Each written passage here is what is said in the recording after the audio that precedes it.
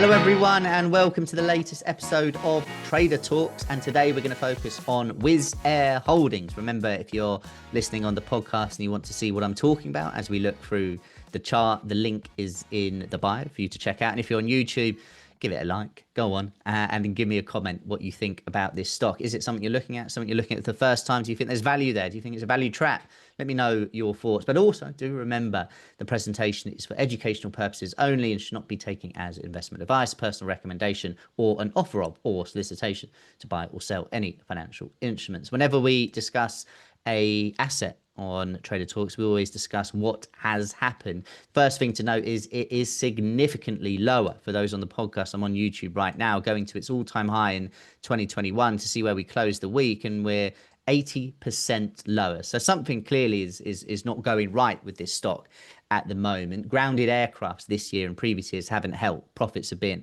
hit pretty severely, and therefore you can understand why the price has been lower. Revenue slightly growing, but missed forecasts and awkward forward guidance haven't helped at all. That remains an issue. Also, the geopolitical pressures and the tensions haven't helped. There's high debt, no dividend. But is there value out there? Has the worst been priced in? Now, looking at the chart, there's a few things that I wanted to discuss. The 2020 pandemic low marked a move to the upside, like with many stocks at that time. We then found a bit of a trend line over the next year and a half, nearly 2 years before breaking through. So that was the first guide of sentiment that it broke, and it broke the trend line. It broke the 200-day moving average. The next area that I wanted to discuss comes in around 3,200. Great support in 2020. We break through, and then we act as resistance multiple times to the upside. So that's a long-term level to focus on. And then something from 2023, 2024, and 2025 is we range for a period, we then break to the downside, and the lower end of that range becomes resistance. We range for a while, we break lower, the low end of that range then becomes resistance. And that's something that's continually happened since beginning of 2023. The next key level that I wanted to focus on is the low from last year, which we've broken through. We then found resistance on. So for those that do think there's a bit of value there, but don't necessarily want to catch a falling knife, it might be that you want to see price close the week above 1130 before retesting.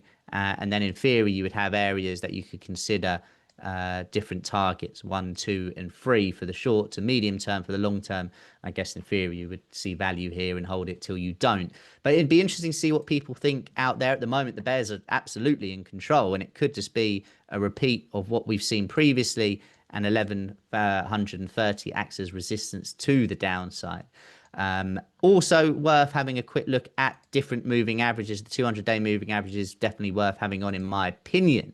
The 100-day, albeit a little bit lower down as well, is probably worth having on. You can see historical respect there, a little bit of a false breakout, but this coupled up with the high of this year could well be another sort of key hurdle, key stumbling block. So sentiment improves massively above that level.